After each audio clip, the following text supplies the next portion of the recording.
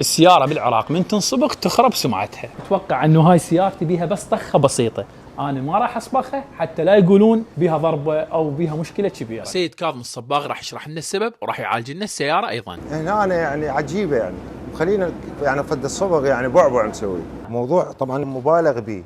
اذا السيارة مثلا صبغ درجة اولى وبالفرن، واحد يعتني باعتناء بالتجهيز، النتيجة يقينا راح تطلع طبعا جيدة. هذه مرحلة خبط الصبغ. اخذنا رقم لون السيارة وطلعناهن بالحاسبة، نجمعهم ودورين نوزنهم، وبعد ذلك خبطناهن. بهاي الاثناء اجى واحد للورشه وعنده نفس المشكله اللي نتحدث عنها الان، سيارته مشخوطه او مشطوبه. زين هذا اذا يصبغها شلون يقتنع المقابل بان هاي مصبوغه بسبب شخطة، كذا شخط يعني، مو بسبب حادث ولا بسبب ضربة. حادث او شويات. وبالاخير هاي الثقافه السيئه موجوده بالعراق فقط، وصبغ السياره لا يقلل من عمرك ولا يقوم الماكينه. ونتمنى بالمستقبل القريب انه اهل المعارض يدخلون هاي الثقافه للعراق. ورشه السيد كاظم الصباغ في محافظه بابل المدحتيه.